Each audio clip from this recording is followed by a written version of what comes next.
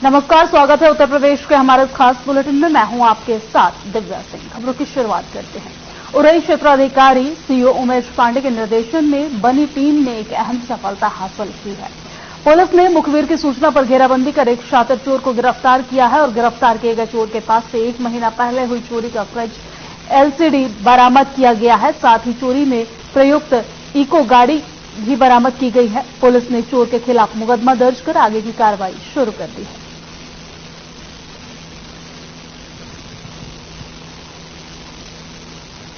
मोहल्ला चिमन दुबे कस्बा जालौन से करीब 1 माह पूर्व एक गोलू नामक व्यक्ति के घर से चोरी हुई थी, जिसमें एलसीडी फ्रिज आदि चोरी हुआ था। तो आज एक अभियुक्त को गिरफ्तार किया गया है, आशीष उर्फ कुच्ची नाम के व्यक्ति को, और उसकी निशानदेही पर टीवी और फ्रिज बरामद किया गया। इस पूरी चोरी में फ्रिज और कुछ भी बरामद हुआ है? हाँ, इस घटना में चोरी में प्रयुक्त की गई इको कार भी बरामद की है।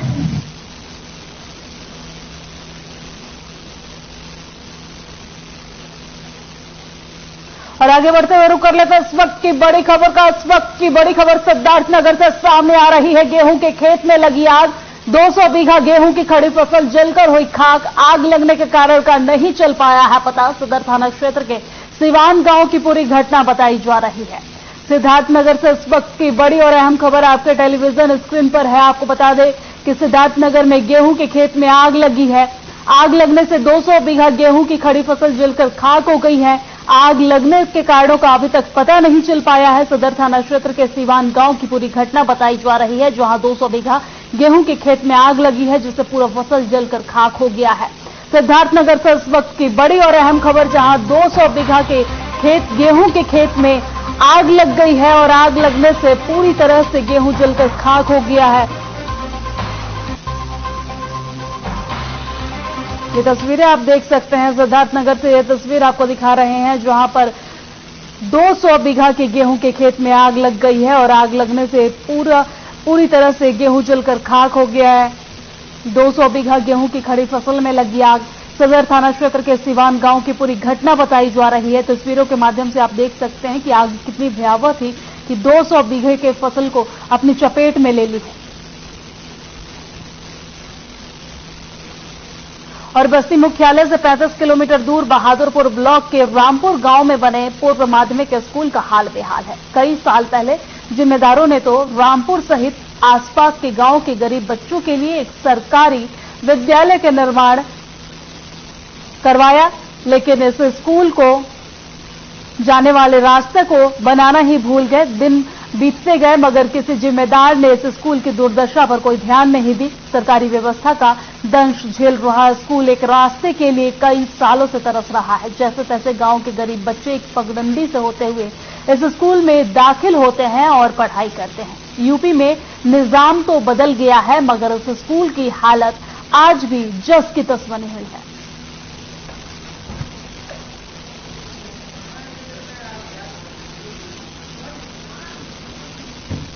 पढ़ते हो? क्या नाम, किस क्लास में?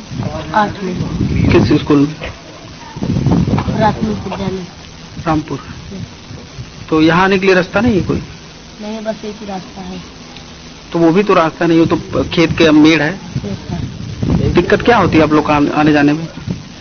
बरसात में पानी भर जाता है, उसी में से आते हैं और फिर पैर फंस जाता है उसी में। आज के लिए बीएससी को संबंधित भूमि विकास अधिकारी को निर्देश दिए गए हैं, क्योंकि उसमें कोई भी सार्वजनिक भूमि रास्ते के तौर पर नहीं है, तो आवश्यक समाधान के द्वारा वहाँ विद्यालय तक पहुँच का रास्ता नियमानुसार निर्देश। देखिए, हमारी तरफ से जो है विद्यालय स्तर पे जो है विद्यार्थी पे बीएससी साहब को और पोर्टल पे जो है इसकी सूचना बहुत पहले दी जा चुकी है, लेकिन इस पर जो है कोई कार्रवाई अभी तक नहीं हो पाई है। प्रधान जी के द्वारा भी कोशिश नहीं किया गया, या अतिक्रमण की वजह से वो जो है इस पर जो है कोई भी स्टैंड नहीं ले पाते, रह जाता है। जी, बच्चों को भी समस्या होती है, हमें भी समस्या सबसे ज्यादा बरसात के दिनों में होती है, जब पूरा पानी भर जाता है एकदम से, तो उसमें हल के पूरा आना पड़ता है।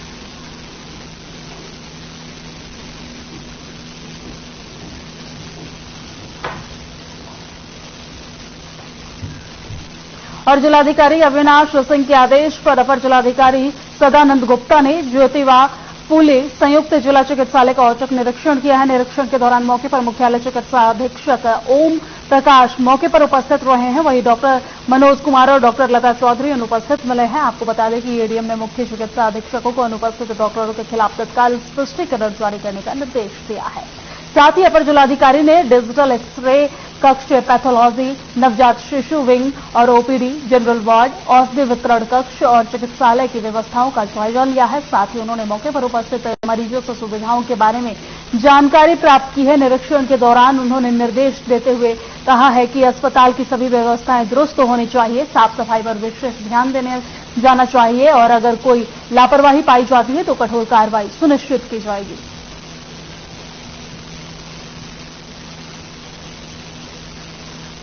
आज संयुक्त जिला अस्पताल अंबेडकर नगर का जो है औचक निरीक्षण मेरे और 2 एसडीएम साहब हमारे साथ हैं, एसडीएम साहब सदर और अपर जिलाधिकारी और साथ ही तहसीलदार साहब, हमारे पास डीआईओ साहब और साथ ही साथ जो है यहाँ के सीएमएस साहब, सभी लोग थे।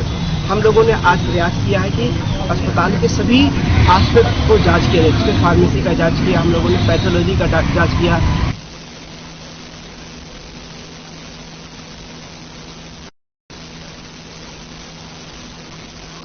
तस्वीरें आप देख सकते हैं जिला अस्पताल में निरीक्षण की ये तस्वीर आपको दिखा रहे हैं, जहां डीएम के आदेश पर यह निरीक्षण किया गया है।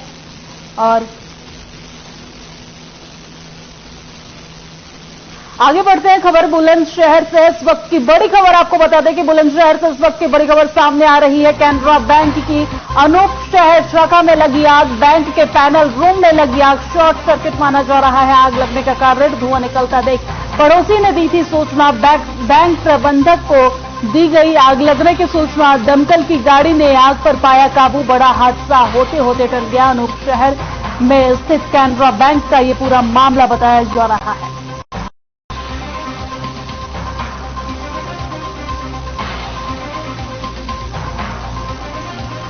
इस वक्त की बड़ी खबर आपके टीवी स्क्रीन पर है। बुलंदशहर से बड़ी खबर बता रहे हैं, जहां कैनरा बैंक के अनूप शहर में लगी आग। बैंक के आग लगने की वजह शॉर्ट सर्किट बताई जा रही है। पड़ोसी की जानकारी बैंक प्रबंधक को दी, जिसके बाद दमकल विभाग ने आग पर काबू पाया है।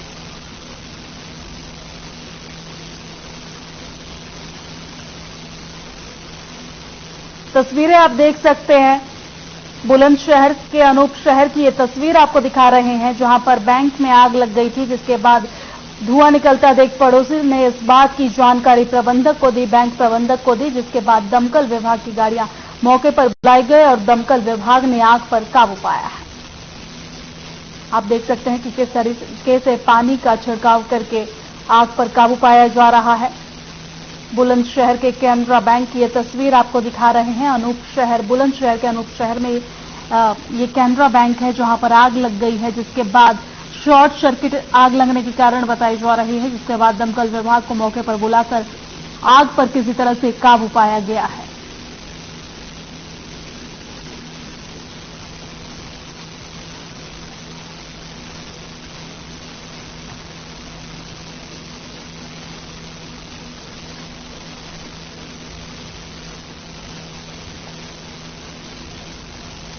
आगे बढ़ते हैं। वाहन चेकिंग के दौरान गाड़ी अचानक रोकने पर ऑटो सवार 6 लोग घायल हो गए हैं। वसूली के आरोप में पुलिस के यातायात शाखा में नियुक्त उप निरीक्षक राजनारायण को निलंबित कर दिया गया है। यह जानकारी सीओ परमानंद कुशवाहा ने दी है। बुधवार को एक डीसीएम को रोकने के लिए अचानक अपनी बाइक उसके आगे खड़ा करने पर माल वाहक के चालक ने ब्रेक लगाया और जिसमें पीछे बैठे 6 लोग ऑटो में टकरा गए और जिससे वाराणसी से विद्यांचल मुंडन कराने आए 6 लोग घायल हो गए हैं। स्थानीय लोगों ने हादसे के लिए यातायात पुलिस को जिम्मेदार ठहराया था। इतना ही नहीं, उनके दौड़ने पर 2 पुलिसकर्मियों को भगाना पड़ा था। और सीओ सिटी परमानंद कुशवाहा ने बताया है कि बुधवार को सुबह 9 बजे से रात 9 बजे तक शास्त्री पुल, नटवा, जाह्नवी, अष्टभुजा गेस्ट हाउस तिराहा एक वाहन चेकिंग की ड्यूटी लगी थी। चेकिंग के दौरान उप निरीक्षक राजनारायण ने मिर्जापुर शहर की तरफ से आ रहे डीसीएफ को दूधनाथ चुंगी के पास रोका। पीछे से आ रही ऑटो डीसीएफ से टकरा गई, जिसकी वजह से यह हादसा हुई। थाना विंध्याचल अंतर्गत दूधनाथ तिराहे के पास एक वीडियो संज्ञान में आया है, जिसमें एक टीएसआई दृष्टिया टीएसआई को तत्काल निलंबित कर दिया गया है तथा फर्दर जांच की जा रही है।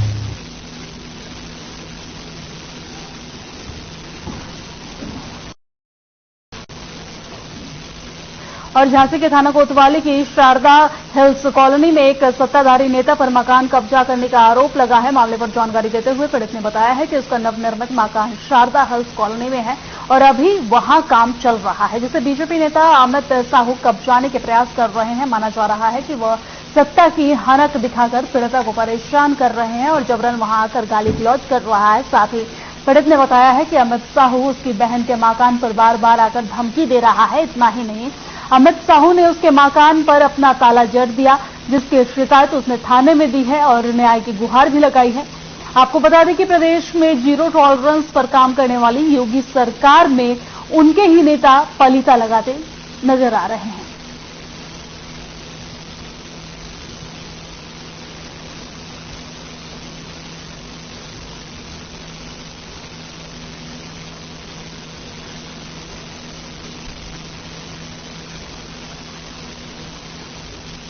जी, ये मेरी बहन के नाम पे है ये मकान, जिसमें निर्माण कार्य चल रहा था।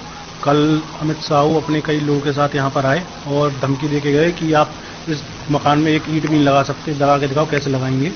उस वक्त इस पर हमारा ताला पड़ा हुआ था, तो हमने काम तब बंद कर दिया।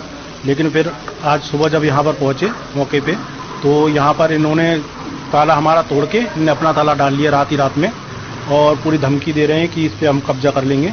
ये अमित साहू है, भाजपा के जो है महामंत्री हैं, पूरी दबंगिया से। और एक और प्लॉट पे भी हमारे पीछे हाथीरानी तरफ है, वहां पर भी कब्जा कर रहे हैं। 15/3/95 को एक रजिस्ट्री जगदीश साहू के नाम कराई थी रविशंकर अग्रवाल ने। दूसरी रजिस्ट्री 15/4/96 को कराई थी रविशंकर से, जगदीश के नाम। जगदीश से सन 2008 में हमने अपनी बिटिया के नाम रजिस्ट्री कराई थी। हाई कोर्ट से जीत के आए, सारा डॉक्यूमेंट्स है, रजिस्ट्रियां हैं, जेडीए से नक्शा पास है। बाकी बावजूद भी अमित जिला अध्यक्ष अमित साहू महामंत्री जबरदस्ती कब्जा करना चाह रहे हैं। पुण्याई के हम विक्टोरिया पे जहां भी जगह मिलेगी तो वहीं हम सब पे कब्जा करेंगे।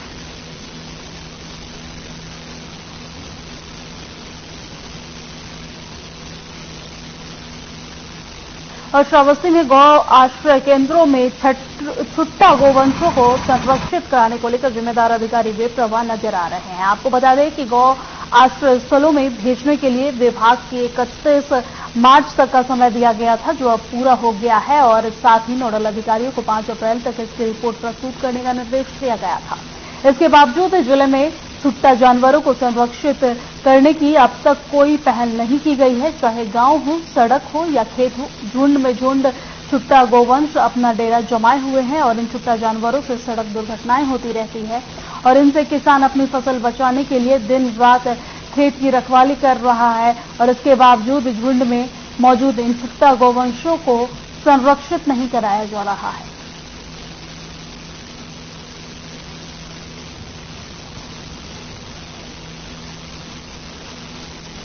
और लखनऊ के तहसील सरोजनी नगर में नगर न्याय पंचायत कुरौनी के ग्राम नीवा में जिलाधिकारी सूर्यपाल गंगवार ने मौसम रबी 2023 की गेहूं की फसल की क्रॉप कटिंग का रिबन काटकर शुभारंभ किया है। जिलाधिकारी ने किसानों के साथ स्वयं भी गेहूं की फसल की कटाई की है।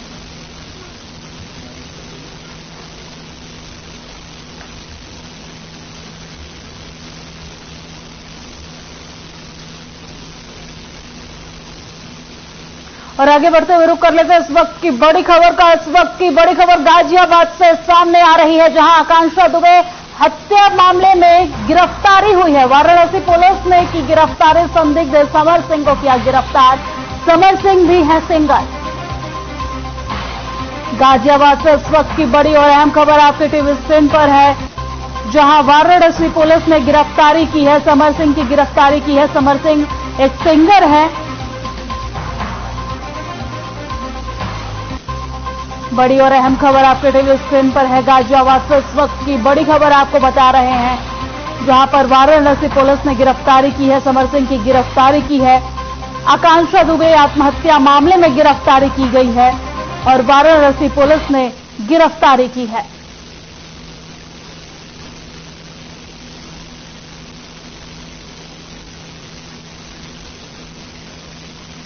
कल देर रात्रि वाराणसी पुलिस कमिश्नरेट के थाना सारनाथ से एक पुलिस टीम आई थी, जिन्होंने गाजियाबाद पुलिस के सहयोग से उनके वांछित अभियुक्त समर सिंह पुत्र अजीत सिंह को शाम्स कैसल सोसाइटी थाना नंदग्राम से गिरफ्तार कर लिया है।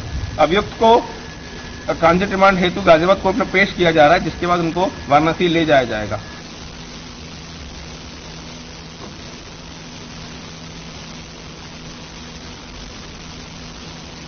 आगे बढ़ते हैं। झांसी के मौरानीपुर कोतवाली के ग्राम रोनी निवासी जगपाल सिंह ने 6 फरवरी को कोतवाली में प्रार्थना पत्र दिया था और जिसमें उन्होंने बताया था कि उनके खेत पर कुएं में लगी मोटर चोरी हो गई थी और जिसकी शिकायत उन्होंने कोतवाली प्रभारी और पुलिस पत्राधिकारी मौरानीपुर को से की थी और उन्होंने बताया कि तैनात एसआई की ओर से दिए गए प्रार्थना पत्र के आधार पर कोई भी जांच नहीं की, न गांव में जाकर पूछताछ की गई है, जिससे वह लगातार कोतवाली के चक्कर काट रहे हैं। वहीं पुलिस ने मौका मुआयना भी नहीं किया है। वहीं पीड़ित ने नवांगतुक कोतवाली पुलिस से मुलाकात कर न्याय की गुहार लगाई है। वहीं जब इस संबंध में थाने में तैनात उप निरीक्षक से पीड़ित ने जानकारी चाही तो उन्होंने बताया कि उसके पास समय नहीं है।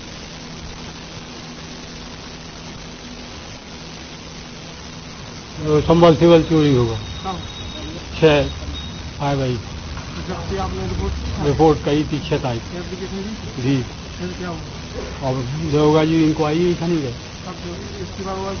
और सीओ एसपी से कही सीओ साहब का कही हमने आदेश करो तो और सही नहीं है इंक्वायरी, वो जाती ही नहीं। चोर भी पकड़ गए लेकिन उनका वो मोटे ही नहीं दिखाओ। वो आपको किसी ऊपर शक है? शक है तो गई नहीं है दरोगा जी, तो हम क्या बता। दरोगा जी इंक्वायरी कहाँ जाती तो हम उनको नाव बताओ कि वो भी लड़का आप भगा ही गए। अब क्या चाहते हैं? और मोटर मिल जाए हमारी, कुछ कार्रवाई हो जाए।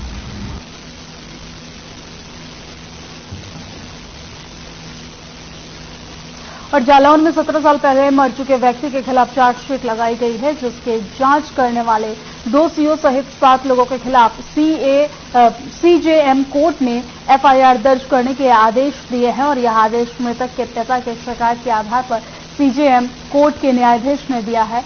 यह आदेश कद्दौर पुलिस को दिए गए हैं। आदेश मिलने पर कद्दौरा पुलिस ने सीओ सहित 7 लोगों पर केस दर्ज कर लिया है।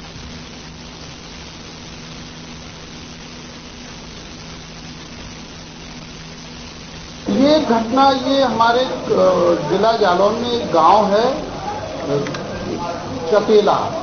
चतेला में एक मिस्टर राम सिंह जी हैं, उन्होंने 452, 323, 504, 506 और SC/SD में एक चतेला के इदरीस पूर्व प्रधान उनके मृतक पुत्र कासिम के विरुद्ध ये मुकदमा पंजीकृत कराया।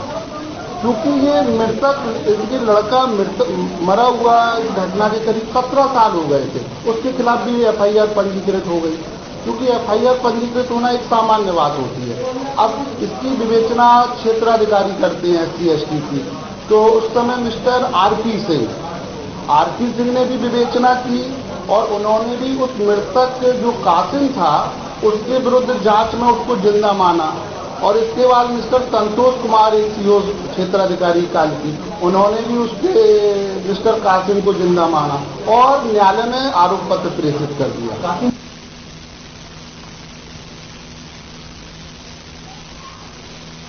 आगे बढ़ते हैं और अब खबर कानपुर से है। कानपुर जिले में एक बार फिर से भयंकर आग का चपेट देखने को मिला है। आपको बता दें कि कानपुर के रेलवे स्टेशन पर भयंकर आग लग गई है। आपको बता दें कि उत्तर मध्य रेलवे के अतिथि गृह में आग लग गई है। देखते ही देखते आग ने विकराल रूप ले लिया है। मामले की जानकारी मिलते ही फायर ब्रिगेड की 2 गाड़ियां मौके पर पहुंची है और आरपीएफ और रेलवे के कर्मचारियों ने आग पर काबू पाने का प्रयास किया है।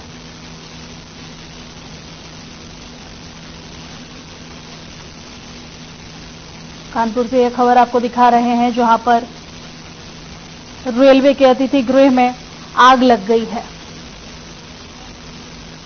और इसी खबर पर ज्यादा जानकारी के साथ हमारे संवाददाता जितेंद्र सिंह हमारे साथ जुड़ गए हैं। जितेंद्र, कानपुर के रेलवे स्टेशन पर अतिथि गृह में आग लग गई है, आग कैसे लगी, क्या कुछ पूरी जानकारी विस्तार से बताइए। देखिए बिल्कुल आपको बता दें, कानपुर देहात का ये रूरा रेलवे स्टेशन है जो कि दिल्ली हावड़ा रूट पर पड़ता है। इसके करीब ही अधिकारियों के लिए विश्राम गृह जो बना था, वहां पर पेड़ों और जो घास फूस था उसमें संदिग्ध परिस्थितियों में आग लगी है, जिसके चलते काफी विकराल रूप इस आग ने धारण किया। और बात करें इस आग की तो कई पेड़ ऐसे थे जो कि बेशकीमती थे, उन पेड़ों को भी नुकसान पहुंचा है और साथ ही इस बिल्डिंग को भी आग की लपटों में देखा गया है। जिसके बाद स्थानीय जो लोग थे उन्होंने ये सूचना जो रेलवे के कर्मचारी थे, रेलवे के आरपीएफ या डीआरसी सहित तमाम उन अधिकारियों को दी है। जिसके बाद मौके पर आनन फानन में ये लोग पहुंचे थे और आग पर अपने संसाधनों के जरिए से आग को काबू करने का प्रयास किया, लेकिन आग का रूप कुछ इस तरह विकराल था कि आग निरंतर बढ़ती जा रही थी और धीरे धीरे ऐसे करीब 1 सैकड़ा से अधिक पेड़ थे जो जलकर खाक हो गए हैं। फिलहाल जब आग की सूचना दमकल विभाग को लगी है तो काफी देर के बाद इस दमकल विभाग की टीम ने आग पर पहुंचकर जो अपना काम करने का जो प्रयास किया है वो भी लगातार अभी जारी है। जितेंद्र, आग से कितना नुकसान? देखिए, आग के नुकसान का अभी आकलन फिलहाल रेलवे के जो कर्मचारी हैं, अधिकारी हैं, मौके पर मौजूद हैं और जांच के बाद ही इस विषय पर कुछ बताने को तैयार है कि आग से कितना नुकसान हुआ है, किन किन चीजों को नुकसान पहुंचा है और किस परिस्थिति में आग लगी है। ये सारा विषय अभी जांच के दायरे में है। फिलहाल कोई कर्मचारी या अधिकारी इस पर बोलने के लिए तैयार नहीं। ठीक है, शुक्रिया तमाम जानकारी साझा करने के लिए। अपडेट्स लेते रहेंगे।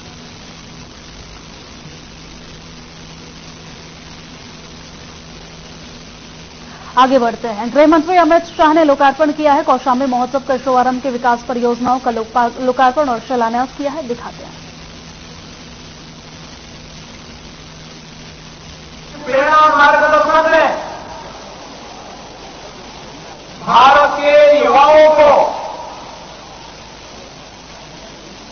खेलकूद की प्रतिस्पर्धा के माध्यम से आगे बढ़ने और स्वस्थ जीवन शैली के माध्यम से एक स्वतंत्र भारत के निर्माण की इस प्रक्रिया को आगे बढ़ाने के लिए जिन प्रतिभागियों ने सांस्कृतिक खेलकूद प्रतिस्पर्धा में भागीदारी की थी, उनमें से विजेता कुछ खिलाड़ियों को भी अभी उनका आशीर्वाद प्राप्त हुआ है। मैं इस अवसर पर सभी विजेता खिलाड़ियों को और प्रतिभागी खिलाड़ियों को हृदय से बधाई देते हुए आदरणीय प्रधानमंत्री जी की प्रेरणा से लोकप्रिय सांसद श्री विनोद सोनकर जी ने हजारों युवाओं को खेलकूद की प्रतिस्पर्धा के माध्यम से आगे बढ़ने के लिए प्रेरित किया है। यह अत्यंत सराहनीय कार्य है और इसमें डबल इंजन की सरकार का पूरा सकारात्मक सहयोग प्रदेश के सभी संसदीय क्षेत्र के सभी युवाओं को प्राप्त होगा। भाइयों बहनों, आज हम सब जानते हैं अब यहां पर कौशाम्बी जनपद से जुड़ी हुई 612 करोड़ रुपए से अधिक की परियोजनाओं का लोकार्पण और शिलान्यास आदरणीय गृह मंत्री जी के कार्यक्रमों से संपन्न हुआ है। कौशाम्बी हम सब जानते हैं बहुकालीन परंपरा से जुड़े हुए 16 महाजनपदों में से एक महाजनपद ये रहा है। रामायणकालीन कृष्णभूमि में भगवान राम के बारे में मान्यता है कि पंचकमल के समय एक रात्रि उन्होंने इस जनपद में व्यतीत की थी और ऐतिहासिक और मेरे साथ उत्तर प्रदेश की खबरों में फिलहाल इतना ही। मुझे दीजिए इजाजत। नमस्कार।